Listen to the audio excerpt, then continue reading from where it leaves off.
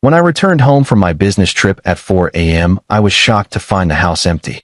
A little while later, my girlfriend arrived. When I asked her about it, she shouted that she had gone to a dinner party with her parents. Then, after some time, the doorbell rang. When I opened the door, her ex was standing there, holding something special in his hand. He handed it to me and ran away. I asked my girlfriend what all this was about, but her silence said everything. Then I called her parents. I'm 31 years old, and until 2 weeks ago, I thought I had my life figured out. I worked in software sales, traveled maybe twice a month, and came home to Vanessa, my girlfriend of 3 years. We weren't perfect, but we were solid. Or so I believed. My flight landed at 3:47 a.m. on a Tuesday. I'd wrapped up a conference in Denver a day early and decided to surprise Vanessa instead of staying the extra night.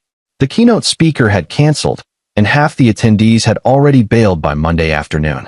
I saw no point in sitting through another day of mediocre networking sessions when I could be home.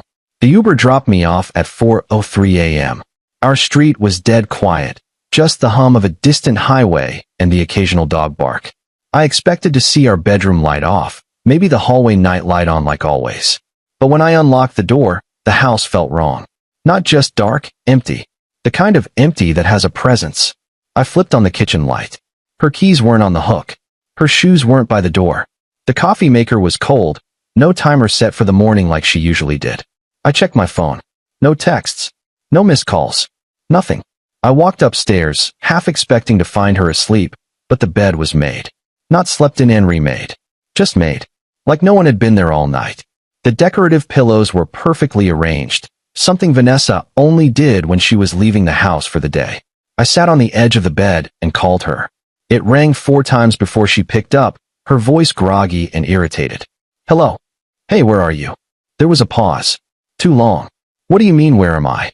I'm out. Out where? It's 4 in the morning. I'm at my parents' place.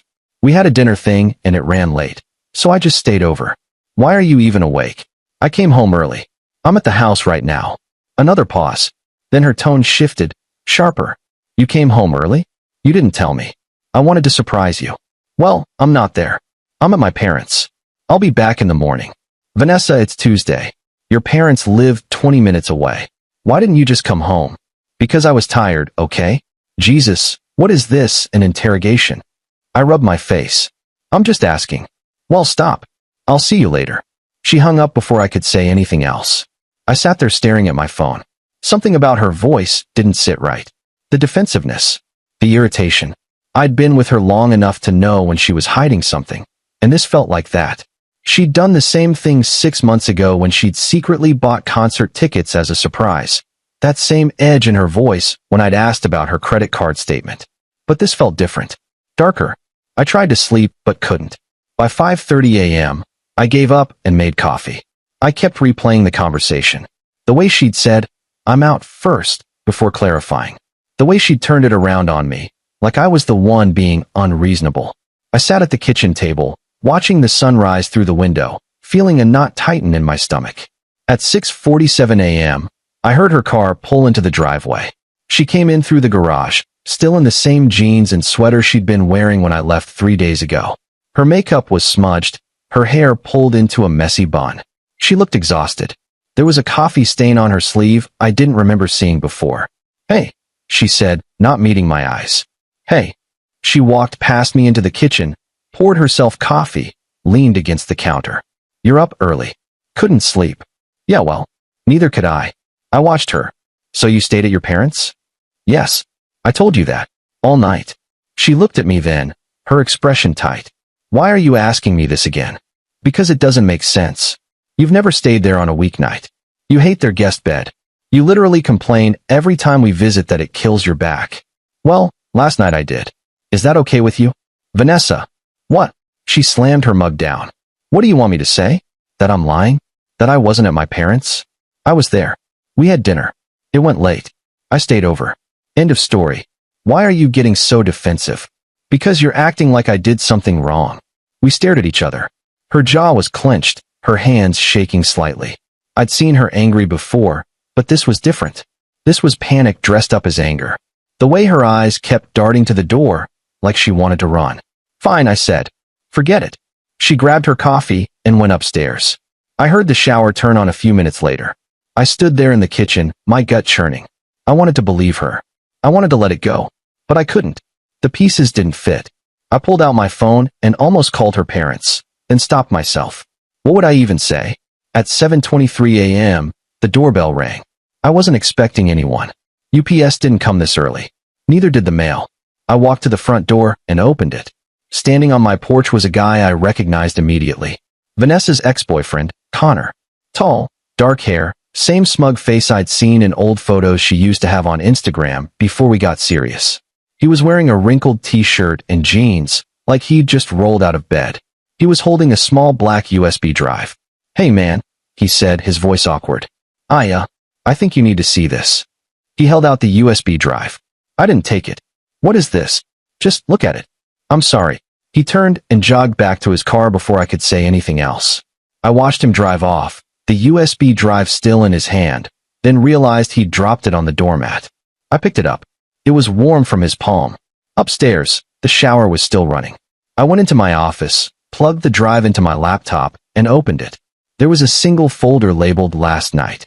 Inside were 3 video files, all dated Monday into Tuesday morning.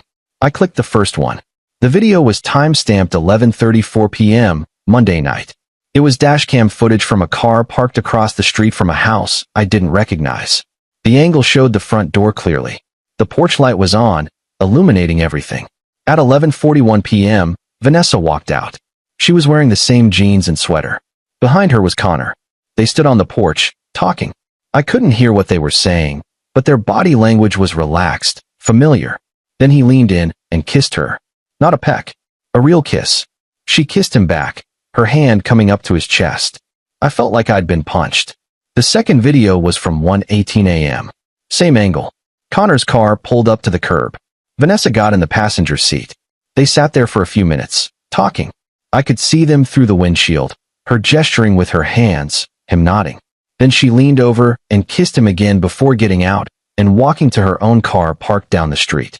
The third video was from 3:52 a.m. Connor's front door opened. Vanessa walked out, adjusting her sweater. Her hair was messier than in the previous clips. She got in her car and drove away. I sat there staring at the screen. My hands were numb.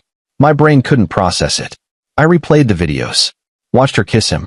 Watched her leave his house at 3:52 a.m., less than 15 minutes before I'd called her. The shower upstairs turned off.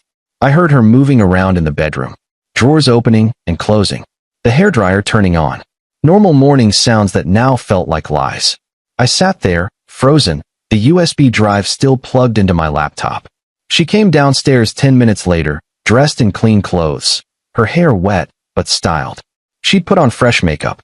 She stopped when she saw me sitting in the office doorway. "What's wrong?" I held up the USB drive. Connor was just here. Her face went white. Actually white. All the color drained out in an instant. "What?" He dropped this off. Said I needed to see it. "See what?" I turned the laptop toward her. "This." She looked at the screen. The video was paused on a frame of her kissing Connor on his porch, her hand on his chest, his hand on her waist. Her mouth opened, but no sound came out. "So," I said, my voice flat, "you stayed at your parents' last night?" She didn't answer. She just stared at the screen, her breathing shallow. "Vanessa, answer me." Her voice cracked. "I can explain." "Explain what? That you lied to me? That you were with your ex all night? That you kissed him? That you left his house at 4 in the morning and then lied to my face about it?" "It's not what it looks like." I laughed. It came out bitter and sharp. "Then what is it?" "Because it looks like you cheated on me." "I didn't." She stopped, her hands shaking. "Okay. I went to his house. But nothing happened." "Nothing happened? I just watched you kiss him. Twice. That was nothing. It didn't mean anything." "You left his house at 3:52 a.m., Vanessa. What the hell were you doing there for 4 hours if nothing happened?" She started crying. "We were just talking. I swear. We ran into each other at a bar, and we just started talking and you decided to go back to his place? At midnight. And stay there until 4 in the morning. I didn't plan it. It just happened." "What just happened? Tell me exactly what happened." She covered her face with her hands. "We kissed." "Okay. We kissed. But that's it. I swear that's it." "That's it." You expect me to believe that you went to your ex's house, kissed him, stayed there for 4 hours, and nothing else happened? Yes, because that's the truth. Then why did you lie? Why didn't you just tell me? Because I knew you'd react like this. Like what? Like someone who just found out his girlfriend cheated on him. I didn't cheat. You kissed another man. You lied about where you were. What do you call that? She sobbed, her whole body shaking. I'm sorry. I'm so sorry. It was a mistake. I don't even know why I did it. I love you. You have to believe me. I stared at her. Part of me wanted to believe her. Part of me wanted to rewind the last hour and pretend none of this had happened. But I couldn't. The videos were right there. The lies were right there. Why did Connor have these videos? I asked. She looked up, her face streaked with tears. What? These are dashcam videos from his car. From across the street from his house. Why would he give them to me? She didn't answer. Did you tell him about me? Did he know you were lying? She wiped her eyes. He knew. He felt bad. He said I should tell you. And you didn't. I was going to. When? I don't know. I panicked. I didn't know what to say. I closed the laptop. I'm calling your parents. Her eyes went wide. What? No. Don't. You said you were at their place. Let's see if they'll back you up. Please don't do this. I pulled out my phone and dialed her mom's number. Vanessa lunged for the phone, but I stepped back. It rang twice before her mom answered, cheerful and bright. Hi, sweetheart. How was your trip? Hi, Karen. It's actually me. It's David. Oh, David. I didn't recognize the number. How are you? I'm okay. I just had a quick question. Was Vanessa at your place last night? There was a pause. Last night? No, honey. We haven't seen her since Sunday. Why? Is everything okay? Vanessa's face crumpled. Everything's fine, I said. Thanks, Karen. I hung up. Vanessa was sobbing now, full-body sobs that shook her shoulders. I'm sorry. I'm so sorry. Please. I'll do anything. Please don't leave me. I felt nothing. Just a cold, empty numbness spreading through my chest. Get out, I said. What? Get out of my house. David, please. Get out. She stared at me, tears streaming down her face, then turned and ran upstairs. I heard her moving around, shoving things into a bag, drawers slamming, the closet door banging. 10 minutes later, she came back down with a duffel bag and her purse. She stopped at the door, her hand on the knob. I love you. I didn't respond. She left. Update 1. The next few days were a blur.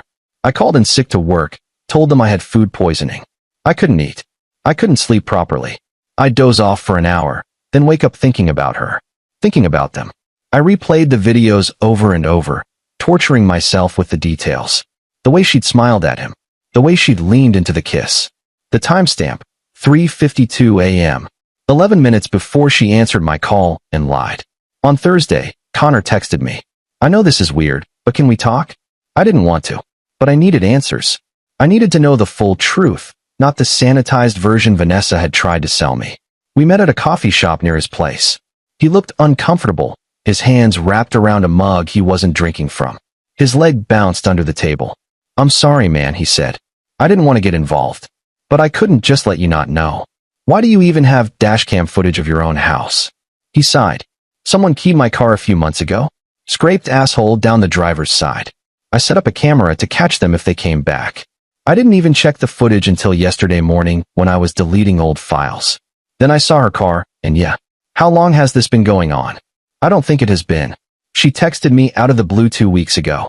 Said she wanted to catch up, that she'd been thinking about old times. We met for coffee. It was fine, just friendly. Honestly, I thought she just wanted closure or whatever.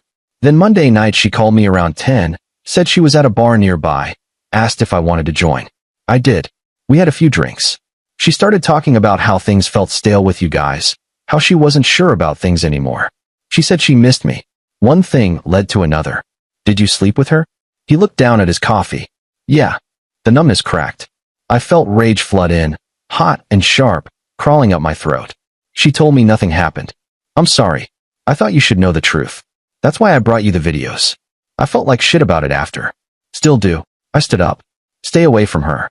Stay away from me. I left before he could respond, before I could say or do something I'd regret. Update 2. Vanessa texted me constantly for the next week.